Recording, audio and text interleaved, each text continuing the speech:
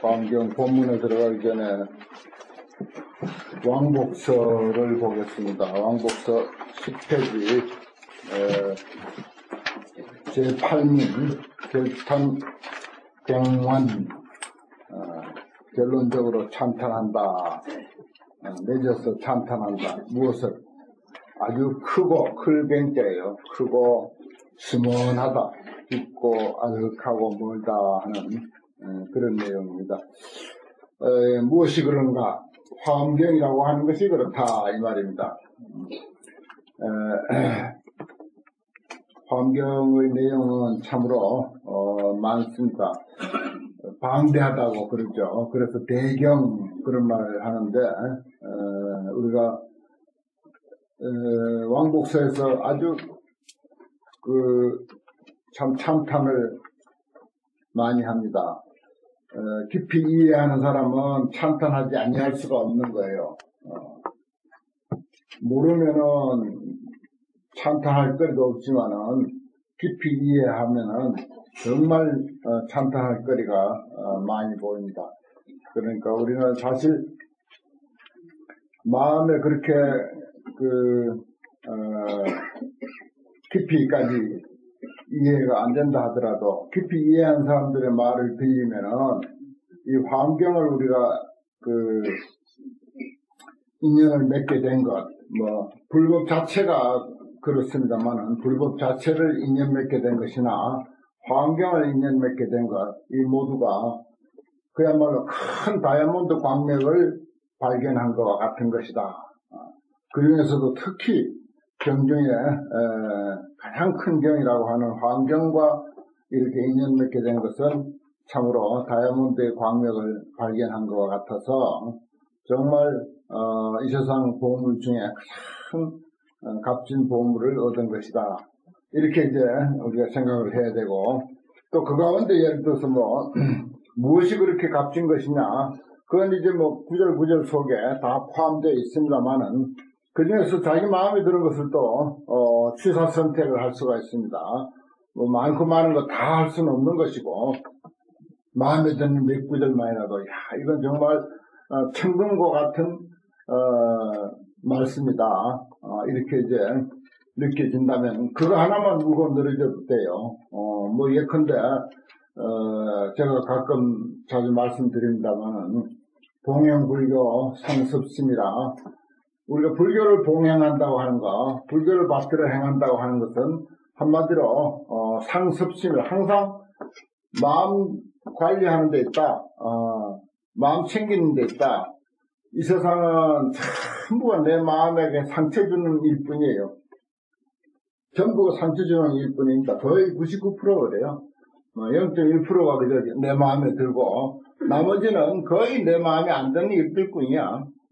그런데 내 마음에 안 든다고 그걸 따라가면은 상처만 더 깊어지는 거예요. 상처만 더 깊어지는 거예요. 그래서 상습심이라는 말은 뭔 말이냐? 우리가 불교를 믿고 불교를 공부한다고 하는 것은 내 마음 단속하는 거다. 내가 거기에 끄달려가지 않는다. 아무리 가까운 인연이 나에게 마음을 상처 줬다 하더라도 내가 끄달려가면 나만 손해인 거예요, 결국은. 좀 약아야 돼. 마음 관리에는 그 어떤 일에서보다도 얕게 써야 돼. 마음을 얕게 써야 돼. 쉽게 표현하자면 마음이 얕게 쓰는 거예요. 나는 그 마음에 그 어떤 경계에 흔들리지 않는다. 마음을 걷어들여버리는 거예요. 싹 걷어들여버리고 내 몰라라 해버리는 거지. 그래서 상처를 덜 받도록 이렇게 관리하는 것도 상습심에 해당되는 거예요. 나는 참 그 구절을 자주 생각하고 정말 다른 보살행에 대한 좋은 그 가르침이 많지만은 개인의 어떤 그 문제를 가지고 생각할 때는 그보다 더 좋은 가르침이 있겠나 이런 생각을 합니다. 불교를 봉행한다고 하는 것은 마음 관리하는 것이다. 내 마음 잘 단속하는 거다. 경계에 이끌려가지 않도록 마음 단속하는 것이다. 이끌려가면 결국 상처받으니까 이끌려가지 않는 것. 어떤 경우도 마찬가지예요. 그러니까 이런저런 조건을 대가지고, 이런 관계인데, 이러한 관계인데 내가 어찌 그게 마음 안 쓸 수 있나? 그거는 이유야. 해당 안 돼요. 그 부처님이 인정해주지 않는다는 것입니다. 화엄경에서 많고 많은 가르침 중에서도 그런 구절 하나만이라도 내 마음에 새겨서 내 마음의 양식으로 삼는다면은 그 또한 큰 다이아몬드를 발견한 것과 다르지 않지 않겠나, 이렇게 생각을 합니다. 지인가위 상한기 묘설이여 이며 통방기 홍규명 그랬습니다. 참으로 이 환경이라고 하는 것은 가위 상한기 묘설이다. 항상 언제나 늘 언제 어디서 어느 구절을 우리가 보더라도 묘설이야. 아주 미묘한 가르침, 미묘한 말씀. 상한기 묘설이다. 환경은 그래요. 사실 우리가 깊이 느끼느냐, 깊이 공부했느냐 못했느냐 그것만 달려있지, 사실은 깊이 공부하면 참 미묘한 가르침이다 하는 것을 알게 되고, 통방기 홍규라, 이건 우리 불자들에게만 해당되는 가르침이 아니고 모든 사람에게 다 해당되고, 동양 사람에게만 해당되는 것이 아니라 서양 사람들에게도, 흑인에게도, 백인에게도, 황인에게도 남녀노소 동서남북을 불문하고 다 해당되는 큰 법규다. 통방이라고 하는 말은 어느 방향, 어느 지방이든지 이 말이에요. 모든 지방을 통틀어서 통방기 홍규다. 큰 법규다 이런 말입니다. 정말 인생의 지침서, 이보다 더 뛰어난 지침서는 없다. 어느 경우의 사람이라고 하더라도 이런 뜻이에요. 통방기 홍규다. 그 다음 칭성지 극단이라, 성품에 맞는 즉한 말씀입니다. 칭성, 성품이라고 하는 것은 우리 마음자리죠. 우리 마음자리에 너무나도 칭합한다. 이땐 칭자가 칭합한다 그래요. 칭성지 극단이다. 즉한 말씀이다. 우리 마음의 원리에, 세상은 전부 마음 하나로 살아가잖아요. 마음 하나로 인생을 살아가는데 그 마음에 딱 들어맞는 그런 그 가르침을 우리가 만난다면 그보다 더 좋은 재산은 없죠. 칭성지 극담이라고 그랬어요. 칭성. 우리 성품에 딱 들어맞는 즉한 말씀이다. 참 표현 잘했죠. 그 다음에 일성지 요괴야로가 그랬어요. 일성은 일불성, 부처의 삶을 표방하는, 부처의 삶의 길로 인도하는 아주 요긴한 법규다. 요괴. 이것도 괴자도 법괴자고, 아까 규자도 법규자고 그래요. 묘설, 홍규, 극담, 요괴. 그 표현의 글자들이 다 달라서 그렇지 뜻은 거의 대동소이합니다. 묘설이나 홍규나 극담이나 요괴나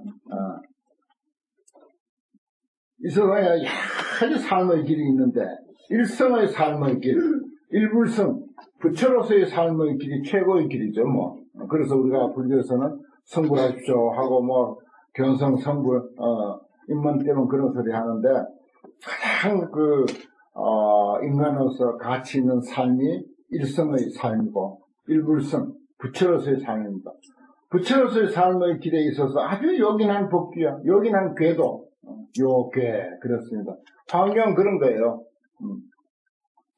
심사현지하고 강남 얘기하니, 그래서 이 환경을, 현지, 이 환경을 찾아보고, 심자, 찾을 심, 읽어보고, 공부하고, 이런 말이야. 이 현묘한 뜻을 공부하고 나서, 다시 다른 경전을 살펴보니, 강남 여경, 도리어 다른 경전을 내가 하나하나, 환경만 이렇게 위대한가 하고, 나머지 금강경도 읽어보고, 법화경도 읽어보고, 능경, 열반경, 원각경, 경이란 경전, 아미타경, 무슨 지장경이라고 알고 있는 경전, 찾을 수 있는 경전, 8만 대한 경을 다 열람해봤다, 이 말이야. 이 환경 같은 게 또 있는가 싶었어. 그러니, 기후, 고일이, 예찬의 탈, 중경, 기회요. 아니다, 비교가 안 된단 말이야. 그 마치 뭐와 같은 거 아니, 저 높이 뜬 태양이 하늘에서 빛나, 아주 찬란하게 빛나는데, 태양이 하늘에 떠서 환하게 빛나면은, 아무리 어떤, 밝은 등불이 있고, 밝은 아름다운 경치가 있다 하더라도, 어떤 수억만, 볼트의 그 등불을 켜놨다 하더라도, 등불을 켰는가 안 켰는가 모를 정도예요. 밝은 태양빛 아래 등불을 아무리 밝게 켜도 아무 소용없어. 중경지요. 온갖 경치의 아름다움을 빛나는 것을 다 빼앗아버렸다. 그렇죠. 태양이 뜨면 그와 같은 거예요. 그 태양은 뭐다? 환경이고. 나머지 이런 거, 무슨 전등불이라든지, 무슨 가로등이라든지, 아니면 무슨 어떤 등불도, 그거는 전부 다른 경전과, 같은 이유다, 이런 말입니다. 청양국사 같은 이들이 천하에 아주, 대도인이고 대학자인 분이, 이렇게까지 비교를 해서 이야기를 했습니다. 우리가 도파경 공부했고, 인재로 공부했지만은, 다 훌륭하긴 해요. 금왕님도 훌륭하죠. 그러나, 환경하고는 게임이 안 돼. 처음부터 게임이 안 돼. 그 양에 있어서도 그렇고, 그 뜻에 있어서도 그렇고, 그 사상에 있어서도 그렇고. 그걸 이렇게 표현한 거예요. 마치 밝은 태양이 하늘에 탁 뜨면, 다른 모든 빛들은 다 빼앗아버려. 싹 그냥 자취를 감춰버린 것과 같다. 그리고 다른 경제는 그런 것이다. 그리고 수미행에나 군봉지고로다. 또 한 번 비유를 들자면 수미산이 바다 위에 높이 솟았다고 할 경우 다른 어떤 여러 가지 산봉우리의 높음을 다 떨어뜨려 버린다. 비교가 안 된다 이 말입니다. 그 수미산은 환경이고 다른 앞산, 뒷산, 남산, 북산, 지리산, 태백산, 저기 히말라야 산까지도 전부 수미산 위치가 이 말이에요. 수미산을 따라올 수가 없다. 이렇게까지 비유하고 있습니다. 환경을. 우리가 환경 깊이는 아직까지 모른다 손치더라도 아무튼 깊이 아는 사람이 이렇게까지 찬탄을 했는데 뭔가 까닭이 있을 거 아닙니까? 이런 말씀을 듣고 참 무슨 까닭이 있는가 보다 하고 일단 환경에 그냥 목숨을 걸 필요가 있어요. 환경에 심취하고 한번 내 인생 다 통틀어 바쳐가지고 환경 한번 공부할 필요가 있다. 그것도 깊이 공부하고 사경도 하고 번역도 써보고 한문도 써보고 환경 강의한다 하면 그냥 10번이고 20번이고 또 들어보고 스스로도 또 이렇게 해석해보고 저렇게 해석해보고 저 스님 이보다 또 다른 깊은 뜻이 있는 것 같은데 또 이건 혹 잘못 해석한 것 같은데 또 내 같으면 내 인생과 연관시키면 이렇게 해석이 가능한데 이렇게 생각해가면서 이렇게 절차 탁말을 해가면서 또 자꾸 이제 해석해보면 정말 무궁무진한 내용이 나올 수 있습니다. 그렇게 담고 있어요, 이 환경이라는 게. 그런데 이걸 한글로만 단순하게 번역해놓으면 본래 이 경전에 가지고 있는 뜻을 한 10분의 1밖에 표현이 안 돼. 참 그게 안타까운 거예요. 그래서 이제 조금 어렵더라도 그러나 또 어려운 많지 공부하는 맛은 있잖아요. 또 그 한 구절이라도 낱말 하나라도 제대로 이해가 되면 아주 씹을 맛이 또 나잖아. 재미가 있다고. 그래서 한문 경전을 권한 이유가 거기에 있습니다. 그 한문 경전 이해하도록 음까지 달고 토를 달고 또 이제 지나칠 정도로 또 해석까지 이렇게 설명을 해가면서 이렇게 하는 이유가 거기에 있어요. 거기서 좀 맛을 깊이 느끼시라고. 그럼 나는 이제 안내자 역할을 하는 거죠. 안내만 하는 것입니다. 이와 같은 경전입니다. 환경이. 요 5줄로 표현했는데 가위 상황기 언제나 어제만 묘설이 아니라 오늘도 묘설이고 앞으로도 묘설이야. 우리 인생에 있어서 통방지 홍기라 어느 지방에 가든지 어느 지역에서든지 큰 법규가 되고 우리 마음의 원리에 딱 들어맞는 지극한 말씀이고 일불성으로 부처의 삶을 살게 하는 아주 요긴한 궤도야. 요긴한 법이야.